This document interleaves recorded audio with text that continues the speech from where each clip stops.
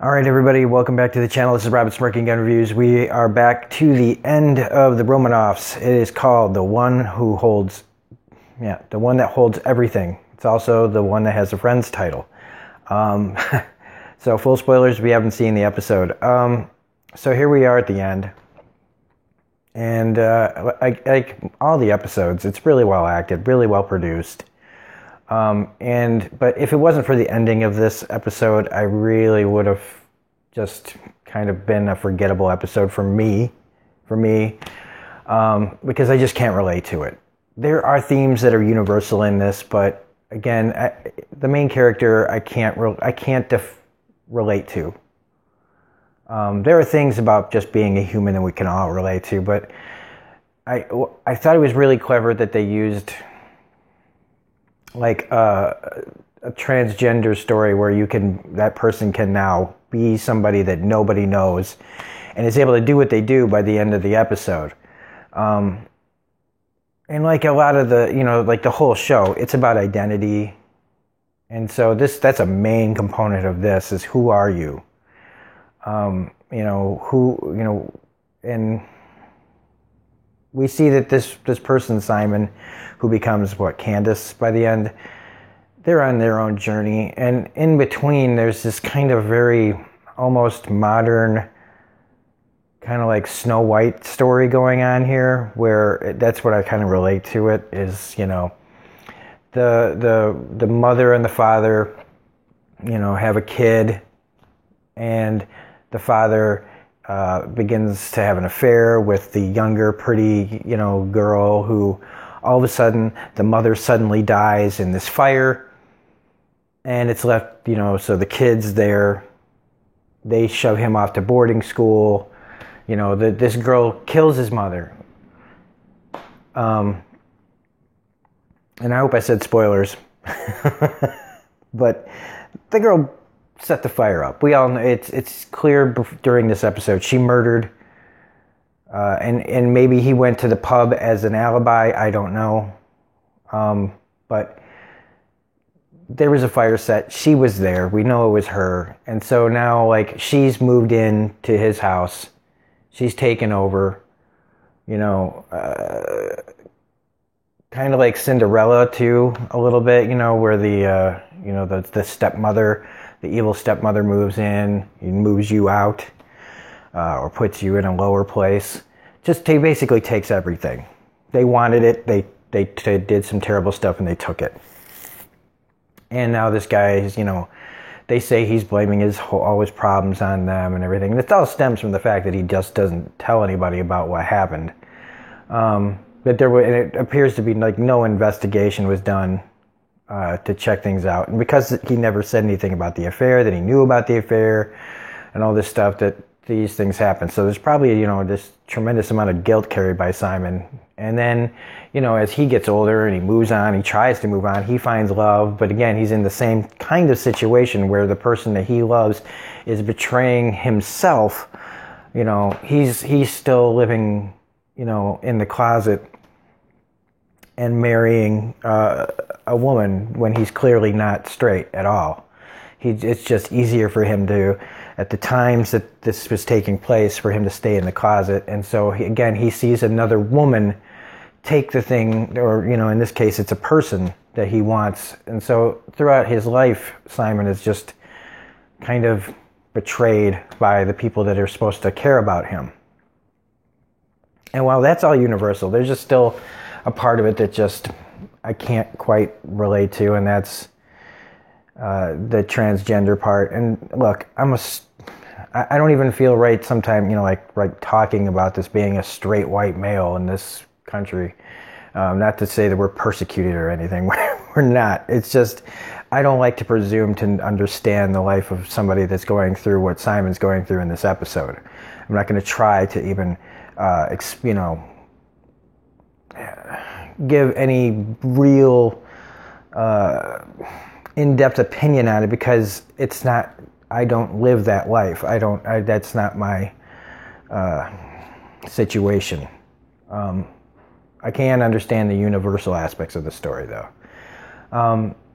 I didn't think that, okay, so again, we're talking spoilers here. So he says it ends with a murder, and as the story's going on, it ends with a murder, so he's going to kill somebody. Like, you're supposed to think that this person, as the story goes on, and nobody's dead except for his mother, and then eventually his father, who knows how he died.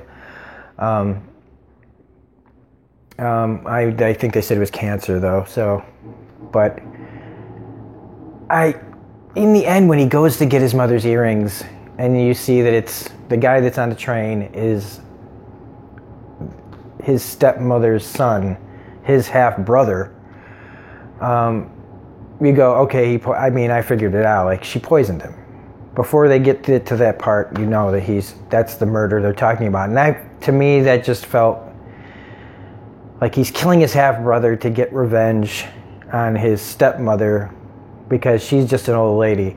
Well, and what would that do? Well, to me, let's just go down this rabbit hole of who would you murder? Let's play Who Would You Murder on episode 8 of the Romanovs. Look, if somebody did that shit to me, I certainly wouldn't kill their kid. I would take them out. I don't care how old she is. She's gotten away with it. And I guess, you're supposed to take away that there's some sort of sweet, sweet vengeance. But the kid never did nothing. And he seemed like an alright person. And you can't always, you can't control who gave birth to you. If we could, goodness gracious, I would certainly have a different mother. But so to take it out on the son, because it would hurt her more, I feel like Simon maybe should be above that by now, and that it would have been sweeter if she had been sitting across from him, and but in this story, the ending wouldn't have worked, I guess. You can't have the guy in the train unless he told him, like, oh yeah, your mother's dead or something. I don't know how it would have worked, but the way the script was, it had to be him that died. If they could have just gotten rid of that character altogether and had it always been her on the train with Simon, I think, because she never really looks at him, and I thought that would work, because she, when he goes to get the earrings and they're looking at each other and they always say, you always knew me, you could see me, you knew who I was before that. I think it would have been sweeter if she had been sitting there and looking him in the eyes this whole time and not seeing him for the first time, and then realizing that this person that, is finally getting their comeuppance from the person. And then it would make more sense that the jewels would be in the bag. Because I don't know why her son would have the earrings. Didn't she say they were in a safe in Geneva? I mean, I know time changes things or whatever, but to me, that would have just been a more sweeter ending than killing the son. Maybe it's a Russian thing. I don't know. I'm not or a Romanov thing. I don't know.